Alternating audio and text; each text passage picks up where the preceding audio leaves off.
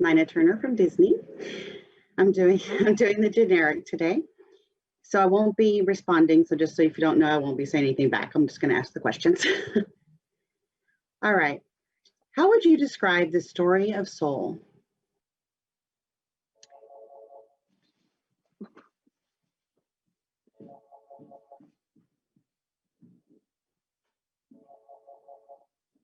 Soul is a beautiful story about appreciating the simple joys of life and also about finding your spark, that which excites you, gets you up in the morning, and those things that you want to pursue in life. And why did you want to be a part of the project? Well, jazz is one of my favorite musical genres. I love that. And for a Pixar movie, an animated movie, to highlight and to showcase that, I think that's pretty groundbreaking and pretty different from anything that I've seen. You know, being a mom and having kids, I've seen a lot of Pixar movies, but none quite like this. And those lessons of loving your own uniqueness are very important, not only for your kids, but as reminders to yourself, you know, because day to day sometimes, you know, gets a little bit burdensome. But if we can appreciate the simple joys, connecting with others, appreciating the sun, the breath, the life that we have, it makes life a whole lot more beautiful. And can you describe your character, Dorothea? I play the character of Dorothea. She's a saxophone player of a quartet, her own quartet, which is unique, very unique. You know, she came along in a time where, listen, quartets were manned by men, man helmed by men, and very few women in them. But to be this woman who stands there and this is her gig, these are her, this is her family. I mean, she has young, she has mature, she has all type of individuals who populate this little small universe. But main, but to the but mainly they pursue and they exhibit excellence in music, and it is their dream every night, whether it's a big venue or a small intimate jazz club. Nothing's different about the music. It's all about connecting with the audience, connecting with every other soul. And you touched on this, but how did you approach this confident, strong, likable character? You know, when I think about, the genre of jazz and I think about musicianship and I think about the idea of a woman helming a band, and she's a mature woman, so she didn't come along uh, 15 years ago or 20 years ago. She came along and in a genre that is sort of its own little niche, and she made a way for herself, and she gained. he- this is a band that our character Joe wants to be a part of. He he gets nervous just the thought of it, at the idea of auditioning for her. So that just speaks to the respect and the regard that she has in that industry. So that helps with finding the character for me. And on touched to this a little bit as well, but how did the story of this film affect how you view life's little gifts? You know, I took my my kids to see the film when I had the opportunity. And just recently, my son said, "Oh, you're so glad when Soul comes out. I want to see it." And I thought maybe they wouldn't like it because they play piano, and I say jazz is my favorite. Why don't you learn a jazz song? Learn that. And they're like, or whatever. So I thought, yeah, they're probably not gonna like this as much because of the music, but they really love the ideas of it. And the other day I said, "Well, why did you like it so much?" He said, "Because it shows you, don't you live to the stereotypes that others place on you." And I thought, wow, That's something deep. You got that from it. Um, but the idea of believing in yourself, trusting in yourself, investing in yourself, and not in others' idea of what they think is possible for you, or what they who they see you as. Um, I think that's one of the simple joys, loving and believing in the uniqueness of self and of others. Perfect. You touched on this again a little bit too, but what makes soul special? So special because it's what makes it special. Pixar does it like, none other. They take it just a seemingly a very simple premise, expand it out into this great big universe, and then bring it back down, and it resonates in individual hearts and lives.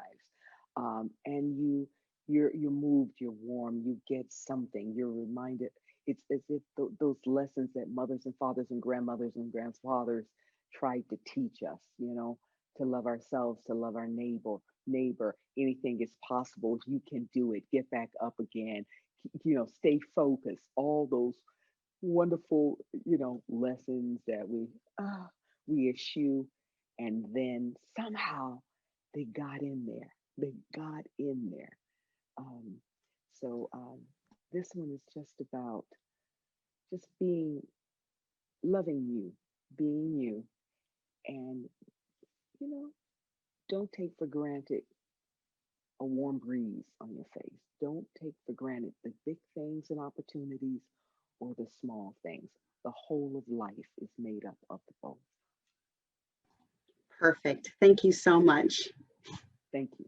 Nina Turner from Disney. I'm just doing our generic interviews, so I won't be responding really to your comments. I'm just doing the questions. All good, all good, all good.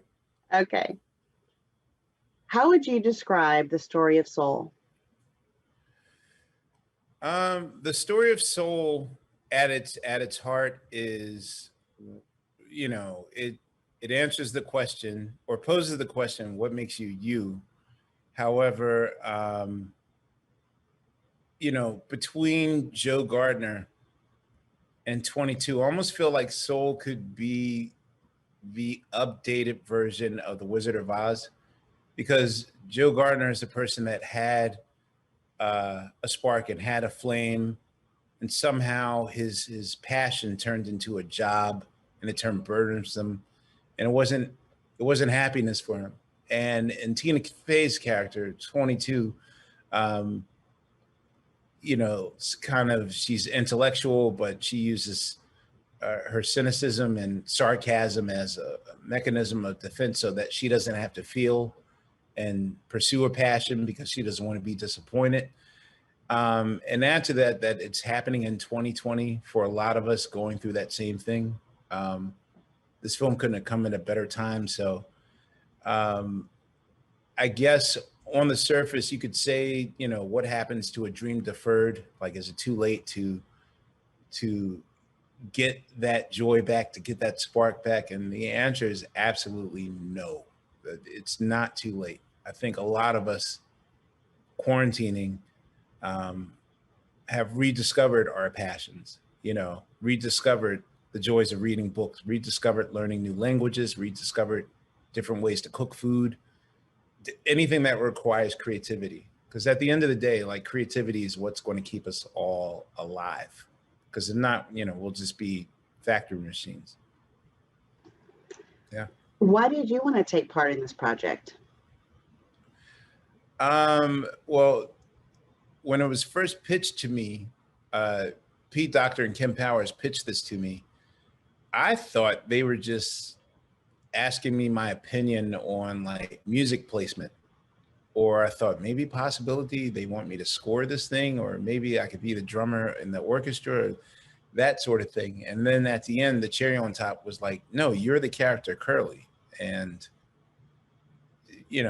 of course, in true Joe Gardner 22 form, I tried to matrix dodge it, like, well, why me? Like, why don't you come up with a real name? Like, why would you want me? But they picked me up off the floor, and I slowly realized that like I am Joe Gardner. Like I'm a person that still, even living my dream, I still have dreams and have yet to fulfill them. So, you know, what better way than to make my first foray into, well, this isn't my first major film, but in this fashion it is, you know, the irony and the meta of it all is not lost on me that, yeah, I'm mirroring Joe Gardner even in doing this film. So, um, you know, I'm, the timing is perfect. That's all I can say. The timing is perfect. Following up on that, who is Curley and what is his relationship with Joe? So my character Curley is one of Joe Gardner's first students.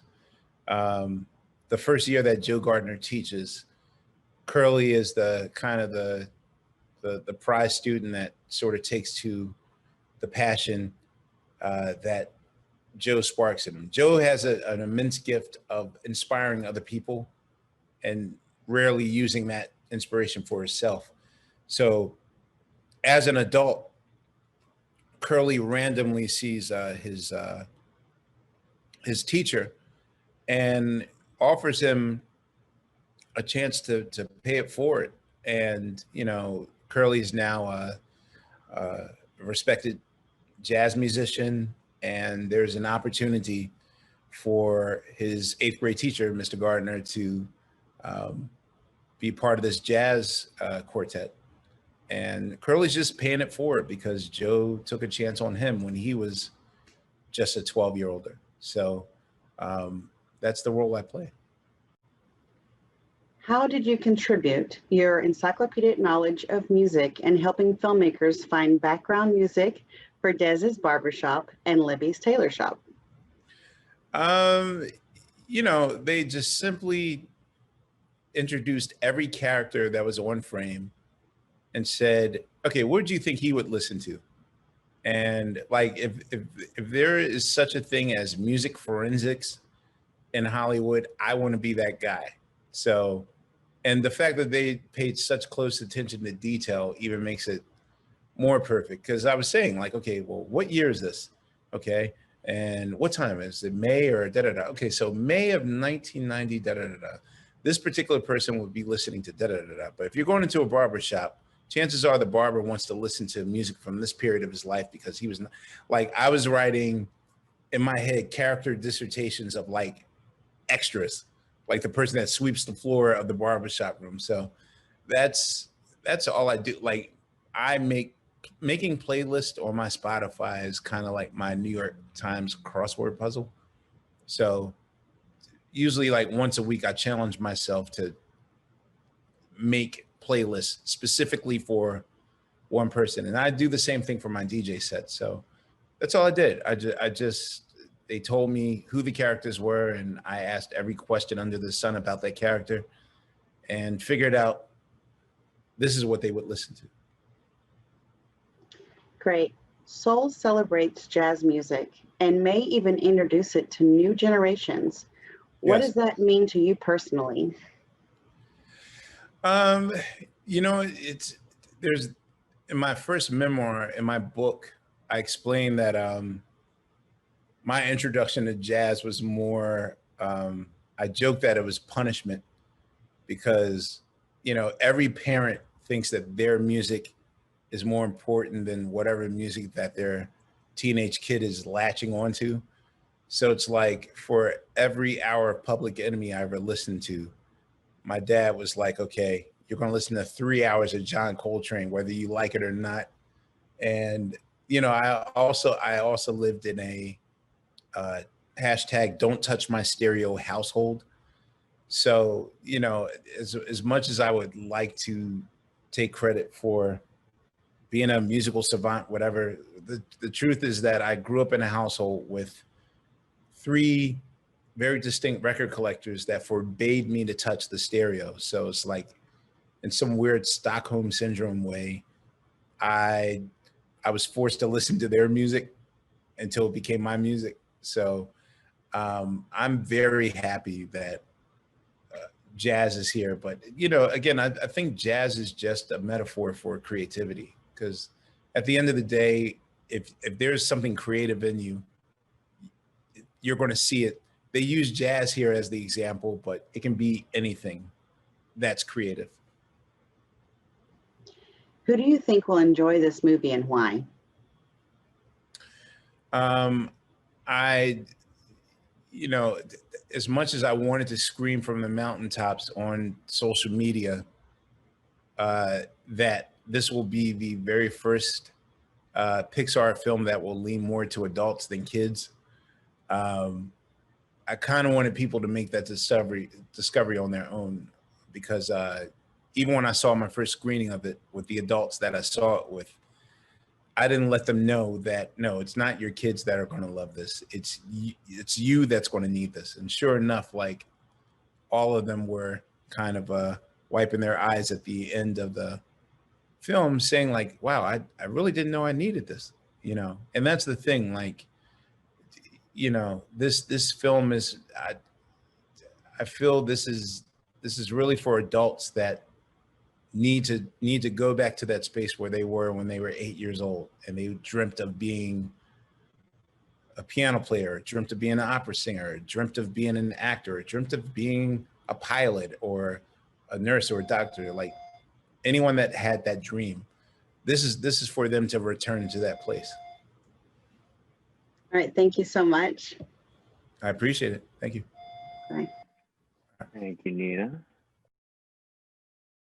I would describe the story of Soul as the story of a man named Joe Gardner who thinks his life is on one track and then is surprisingly derailed from that track and has to learn what his real purpose is in life. Why do you want to take part in this project? I wanted to be a part of this project because I am a longtime fan of Pixar, and I was so excited to hear this specific story idea and to be a part of this cast, to get to work with Jamie and Phylicia and Angela and Questlove. I was incredibly honored. And to you, who is Joe Gardner and what is his great passion? To me, Joe Gardner is like a lot of us. He's someone who's living day to day and thinking that if he could just achieve this one thing that he's always wanted to do, then his life will really start. But his life has actually been happening this whole time. Who do you portray and what is she struggling with when we meet her? I portray a character named 22, who is a soul that has never yet come to Earth, and she is reluctant to come to Earth. She's had a lot of mentors try to explain to her what her purpose might be and why it would be great to go down and live on Earth, and she's just not having it. She just thinks it sounds scary and dangerous, and she'd rather just skip the whole thing if she could. Can you describe the relationship between Joe and 22? 22 gets paired with Joe as a mentor accidentally, and he wants to try to get her to agree to get her Earth pass and go live, because he wants to then take that chance to go live, to get back to his life. And she is willing to give it to him because she doesn't want to go, but she can't even pass a test really to get an Earth pass. She can't figure out a reason enough to live to get down there. But then, through a surprising turn of events, she gets to go down to Earth and she likes it. And she realizes that living is not about achieving big dreams, but rather just enjoying the moments that you are alive. In line with what you just said, Pixar strives to provide equal parts of heart and humor. How does Soul reach that goal?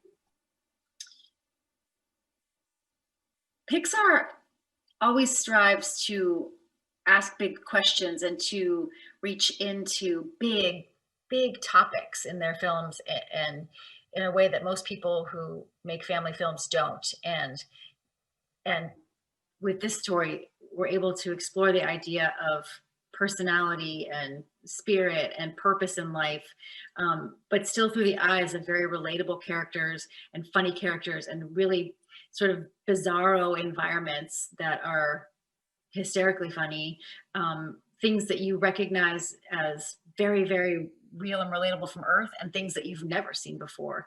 You know, Terry turning into a line drawing and disappearing is a brand of creative comedy that you just won't find anywhere else. How did the story of this film affect how you view life's little gifts?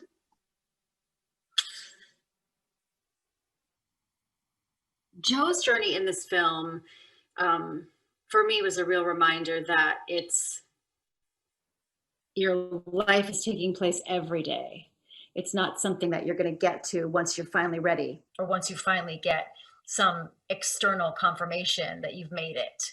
And it just, I think, has been a beautiful reminder, especially during this crazy year, to just try to take in every moment of your day. It's quiet moments, simple experiences, and let that bring you as much joy in life as great success.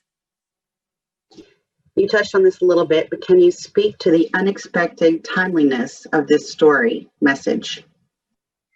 There is some unexpected timeliness now to the release of the film here at the end of 2020. Joe is a guy who has a really specific vision for his life and a plan, and then that plan gets unexpectedly put on pause, which I think happened to all of us around the entire world this year in experiencing this pandemic. And this pausing of his planned life forces him to reevaluate what's really important to him, what it really means to live a purposeful life. And I think that's what we've all been doing this whole year. And I think that's why this is a story that I think will hopefully really be cathartic for people. And lastly, why should people watch Soul when it debuts on Disney Plus in December?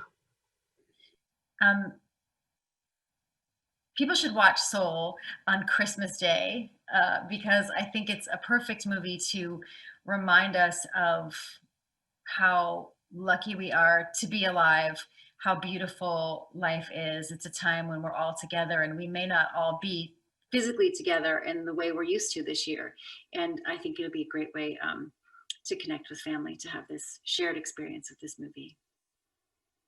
Perfect. Thank you so much. You're welcome. All right. First question. How would you describe the story of Soul? How would I describe the story of Soul?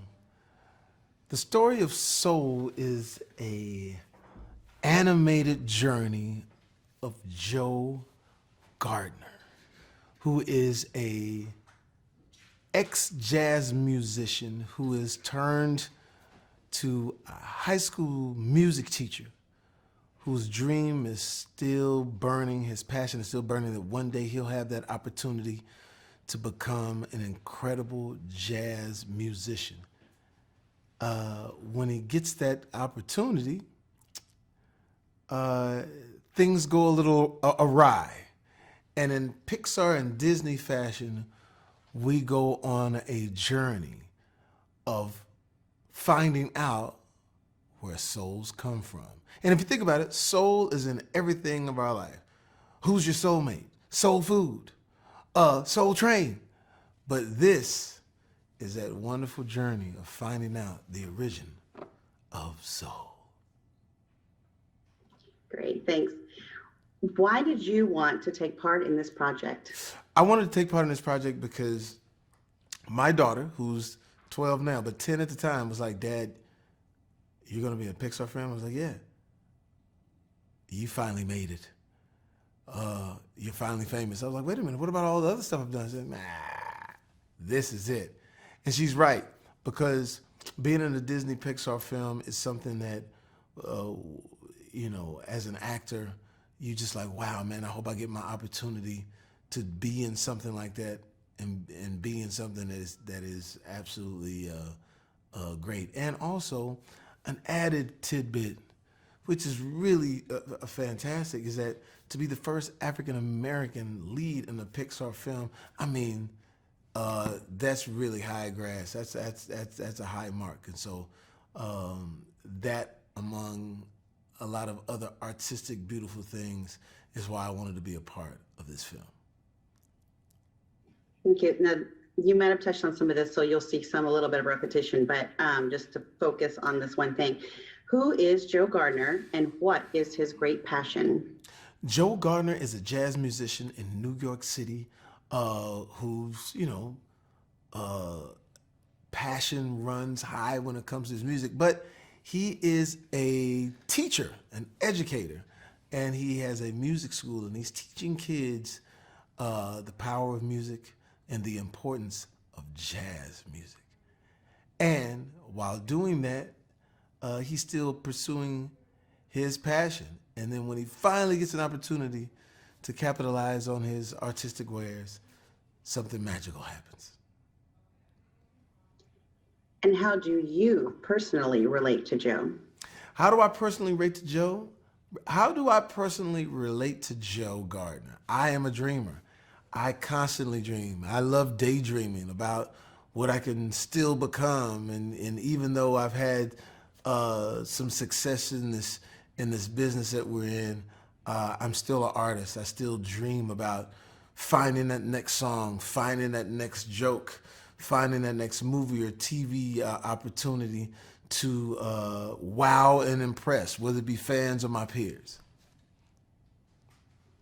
Can you describe the relationship between Joe and the New Soul 22? The relationship between Joe and the New Soul 22 is almost mirroring what Joe was doing back on Earth. He was teaching. He was giving kids a reason to live, a reason to play music, a reason to laugh, a reason to have joy. So that's what he took. His special skill set was not just his music, but his ability to empower. And that's what he's doing with 22. He's empowering 22, giving 22 an opportunity to understand that life is worth living. Perfect. Describe the process of working with director Pete Docter and co-director Kent Powers and producer Dana Murray in creating this film. The process of working with Kent Powers, Dana Murray, and Pete Docter on this film was amazing. First of all, I came in a little nervous and I came in hot. I came in trying to do all these facial expressions. I'm here. And they go, Jamie, it's Pete. Jamie, we appreciate that, but we're not going to see you. We just have to have your voice. And then Kim was like, yeah, man, I dig that, but let's get the voice. And so it was this incredible collective artistic expression that we were trying to find, and finding the animation voice to go with these wonderful characters. And Dana and everybody just all chipped in to make sure that we would achieve magic, and that we did. Did the story of this film have an effect on how you received life's little gifts? Did the story affect me on how I receive life little gifts? Yes, it did. I was always a glass half full type guy, but this filled my glass to the rim with optimism, and also enjoying the moment. I would always say, don't waste your blink. And that comes from, they say life is a blink of an eye. So I said, don't waste your blink. So this just empowers that phrase. And so watching this film, you will come away charged up. You will come away with fun emotions. And also your mind will be thinking like, yo, I'm going to get up the next day and go for it. Okay. Soul celebrates jazz music and may even introduce it to the new generation. What does that mean to you personally? The music in soul is jazz. Will that affect the young generation? I'm hoping it will, because I think jazz is something that is in the DNA of all of our music. It is artistic freedom in your your expression of what you feel musically. If you think about the 90s hip hop, it was all layered with jazz. And so for kids to be able to get a huge dose of jazz, I think that's just going to make the world sweeter. Agreed. What makes Soul special? What makes Soul special is Disney, Pixar, Pete Docter, Kemp Powers, Dana, the fact that they're able to, they live in a hierarchy of animation. And when they put their minds together and when they tackle these incredible topics, they're able to achieve magic. And what's special about Soul specifically is the time that we're in. We are in a challenging time when it comes to humanity. Holding on to our joy is very important. And I think this beautiful gift that Disney Pixar will give us on December 25th will allow us to hold on to that, to reach for the joy in all of us, because it's so desperately needed. How would you describe the story of Soul?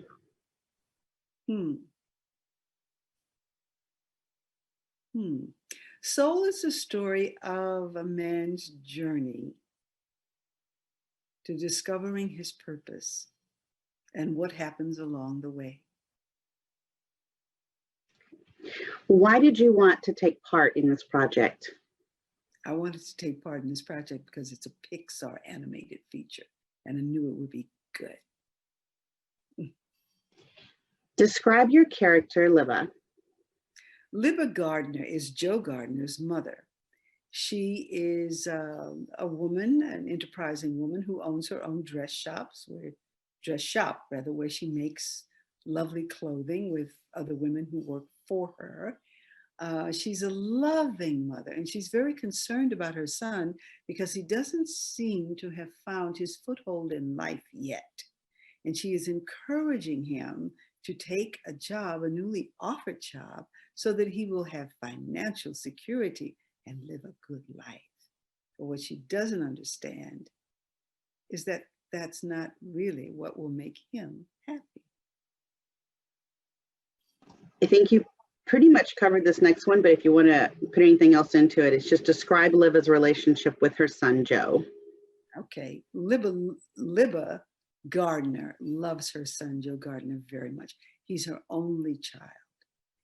And this has been a light in her heart and in her life for a number of years. And she's watched him kind of struggle with himself as he ekes out a living playing gigs in nightclubs. And she's wanting more for him. She's wanting him to be comfortable and secure in his life because, let's face it, he's almost a middle-aged man now, and she is up in years. And understanding that she won't be around forever, it would do her heart good to see him comfortable and well-placed before she leaves. Well said. How did the story of this film affect how you view life's little gifts? Well, the story of this film reminds us that sometimes the greatest gifts come in quiet moments and in very small things. And we just have to take the time to recognize them and to acknowledge them. Can you speak to the unexpected timeliness of this story or message? Today, we, members of the cast, have referred numerous times about the timely message of this film during this unprecedented time. And as one of the castmates has described it, you know, you can have an idea of what your life will be. You can plan it. And you know it's going to go A, B, C, D, E, F, and G. And then all of a sudden, when you get to C, it's interrupted. That's what happens to Joe. He has a plan. And he sees it so clearly. Finally, it's going to happen. He sees it. And then his life is interrupted. Great, thank you. What makes Soul special to you?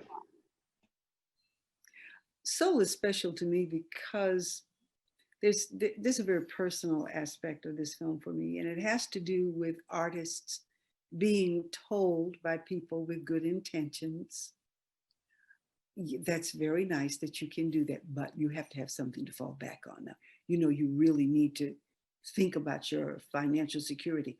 There's really no job security in any of this that you're talking about. It really isn't practical. Not understanding that artists are creating art because it's in us to do. It's who we are. It is as integral to our being as breathing is to life. So whether you're fortunate enough as an artist to be able to earn a living doing what you love, or whether it's something that you'll have to do in tandem with something else so that you can live in the material world, still it has great meaning for us in life. And it would be kind of nice if people understood that a little more. Perfect. Thank you so much. Thank you.